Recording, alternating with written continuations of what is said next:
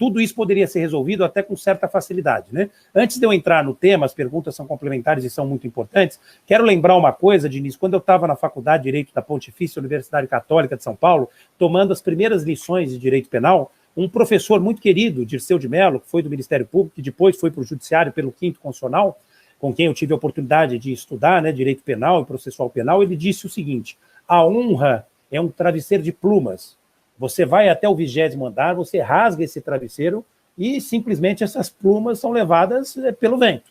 Depois não adianta você correr aos 4 cantos da cidade para tentar reunir. Você pode conseguir reunir 70, 80, 90, 99,9%, mas você jamais vai conseguir reunir todas as plumas e reconstituir aquele travesseiro tal como ele se encontrava antes do momento de sofrer esse ataque. É assim que funciona a honra. Infelizmente, não tem nada que restabeleça o prejuízo à imagem de uma pessoa que é acusada injustamente, como o presidente da Ordem dos Advogados do Brasil. Alguns empresários, inclusive, foram acusados também injustamente, foram condenados pela opinião pública, e isso acontece, enfim, em larga escala, com tudo quanto é cidadão. A mídia tem um papel importante nesse processo. Talvez para vender notícias, sabe-se lá, né, com que objetivo, às vezes não é só por isso, é também por isso e nem principalmente, às vezes é porque ela entra realmente na disputa política e interessa para ela desgastar determinado grupo político, né, como no caso, enfim, em especial do ex-presidente Lula, mas a mídia tem um papel fundamental. Como é que a gente resolveria isso, Florestan? Talvez tendo enfrentado um tema que constou do 6º Congresso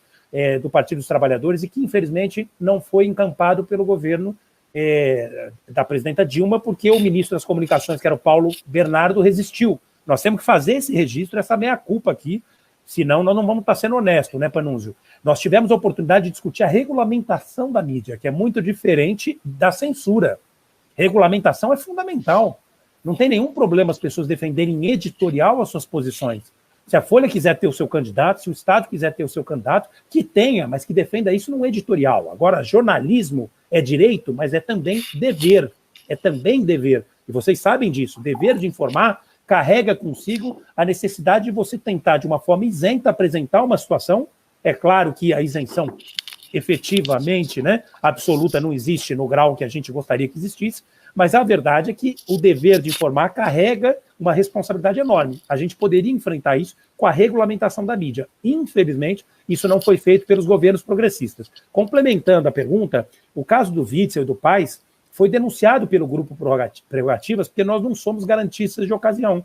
O Witzel representa tudo aquilo que eu nego na política. A política do tiro na cabecinha é responsável pelo que aconteceu com ele. Ele foi um dos primeiros apoiadores do Bolsonaro e um dos maiores expoentes do bolsonarismo jurídico, junto com o juiz Bretas, junto com uma série de pessoas, enfim, que caíram em desgraça mais recentemente por conta dos conflitos com uma parte da família, né? Em especial com Carluxo e Companhia Limitada. O Witzel representa a negação de tudo que a gente quer na política. Entretanto, ele jamais poderia ter sido afastado da forma como foi. Um governador do Estado que foi eleito com voto popular que deveria ser soberano. Ele não estava oferecendo dificuldade de instrução, absolutamente nenhuma. Tanto é verdade que já tinha denúncia oferecida. Ou seja, as investigações já tinham sido feitas. Não tinha sentido afastar o Witzel de forma, digamos, monocrática como ele foi afastado. Mais uma vez, para atender tais e quais objetivos que não devem ser exatamente republicanos. E para fechar essas perguntas todas, tem a situação do Paes, com quem eu tenho divergências políticas. Claro que em dadas circunstâncias talvez ele seja melhor para o Rio do que o Crivella, mas quero crer que as campanhas progressistas vão conseguir ter algum destaque e relevo para poder disputar de verdade as eleições do Rio. Mas o fato é o seguinte, bastou o Paes se colocar como, digamos, um franco favorito dessas eleições para voltar a ser alvo.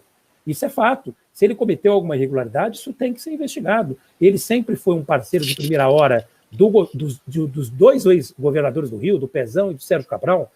Os dois estão presos e nada contra o Paes foi comprovado. Então, aparecer agora de última hora me parece que atende a reclamos de natureza, digamos, eleitoral, né? Agora, essas instituições, quando você solta o bicho, né, quando o jacaré cresceu na banheira, ele vai morder teu calcanhar. Você vai virar as costas para fazer a barba, você criou na banheira, ele vai morder teu calcanhar. O que acontece? Tem coisa que você não controla. Por exemplo, o que aconteceu com o Crivella, que é um apoiador de primeira hora do Bolsonaro. Você superempodera essas instituições, não cria mecanismos de fiscalização e controle, o bicho está solto e ele vai morder geral, como se diz, né? Aí você não tem condições de controlar, eles vão ser vítimas desse monstro que eles próprios alimentaram, né?